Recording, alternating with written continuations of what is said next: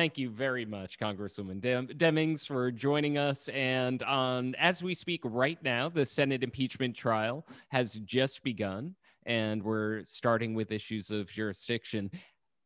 Since you were a former House manager for the impeachment, I was wondering, did you ever speak to the impeachment managers before this trial, just provide some advice? And what were those conversations like? Yeah, I did speak with some of the managers, and just watching today just brings back the memories of a year ago and how high the stakes were, how important this moment, the moment was and is. And I just kind of reminded them of that what you're fighting for is everything. It is the foundation of what makes America the great nation that it is. But don't see that as a weight. See that as a privilege. That I reminded them that they were chosen for this time to do this very critical work for this moment in history, and to allow the American people and the senators to get to know them when they have an opportunity to weave a personal story in about their own lives and the opportunities that they've had, that makes this moment so critical. And to always remember that, yes, the senators are the jurors, but they're also talking to the American people. They are the voice piece, if you will, for the police officers who were beaten down that day, for the officer who unfortunately lost his life. They're the voice for the voters who went to the polls, and their votes should be counted. And so I just reminded them of the moment. They're the ones to meet it and to go in there with the boldness and tell a story that will help make all the difference in this moment. And speaking about meeting the moment with a personal story, no sooner than the proceedings began, the lead House manager, Congressman Raskin, gave a very moving speech about what happened, his reaction from his daughter when she was brought to safety. She said, "Dad, I don't want to be back in Congress anymore." What were you feeling when that moment happened? And do you think that the managers took your advice to heart to make it personal? Well, what I do know is speaking to the senators, but speaking to the American people. And I think it's important for the American people and the senators to see the managers as individuals with all the joys and pains of a day in this country. And I'm so proud of the managers and extremely proud of Jamie Raskin. We see students, we did, of course, before the pandemic, but in the Capitol, touring the Capitol, learning our history, which is so important, right? Know your history. And we greet them, we welcome them. It is always a moment that's filled with joy and excitement. And for his daughter to say, to be in the People's House with her father, who's a member of the House of Representatives, and his daughter to say she never wants to come back to the Capitol again.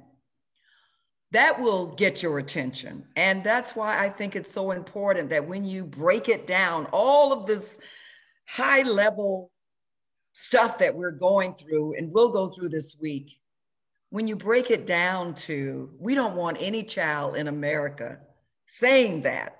We want our children, young people running to the Capitol because they understand all that it represents. And so I just think that was a very powerful moment when he shared that personal story to help drive home why this moment matters. And to talk about a personal story for you, you were a former police chief in Florida, and I wanted to get your reaction. Obviously, this has affected the law enforcement community. I think prosecutors estimate there were some 140 assaults on law enforcement that day. What would be your advice to, if you were the chief of the Capitol Police, for example, or had to face this new era of these kind of organized threats from right-wing domestic terrorism? How would you rise to that challenge? Well, let me just say, we witnessed something and experienced something on January 6th that I've never seen before. And our job is to make sure that it does not happen again. You know, we talk a lot about the thin blue line, but I think it brought new meaning to that phrase on January 6th. We had these officers who were obviously outmanned, as we used to say, on the street, and overwhelmed, who were fighting with every ounce of energy and bravery that they had, trying to hold back this violent mob and do what they do every day: protect the Capitol, protect the members of Congress, protect the staffers and everybody else who works in that building, the custodial staff and the cafeteria workers and everybody. So you had this thin blue line trying to protect it all.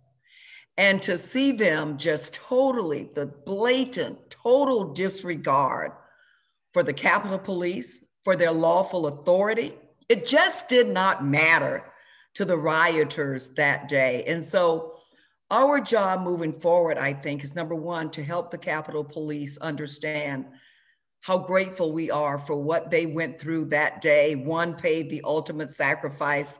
Many others received, as you mentioned, great bodily harm. So we thank them. And now our job is to make sure that we put plans and programs in place to make sure that they are never put on, if they are put on the front lines again, that they have the equipment and resources that they need to win. You know, when I heard the breach of the Capitol that day, I knew that we were losing, that we had lost control. I knew the Capitol Police were protecting the people's house with everything they had, but they lost that battle. And I think it's because they were not prepared to fight that battle. Now, our job is to, with the multiple investigations that we have going on, was it an intelligence failure?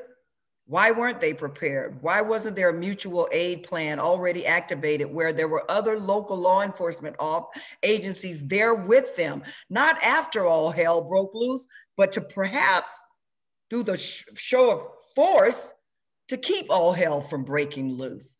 And so, you know, when I look at what happened on January 6th, it was all over social media. We knew where we should have known, but we were not prepared. And so our job is to make sure we get to the bottom of it and understand why we were not prepared for what occurred on January 6th.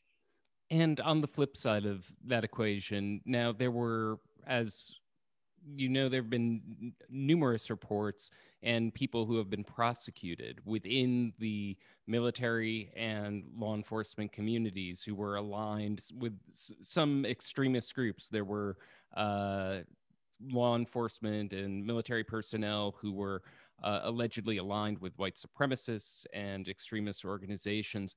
How do people in oversight positions and how do these law enforcement organizations root out the inside threat of those who were aligned with the groups that we saw at the Capitol that day?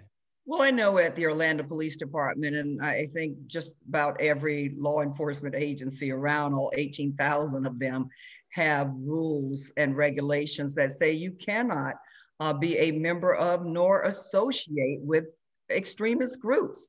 Now, I think it also begins in hiring.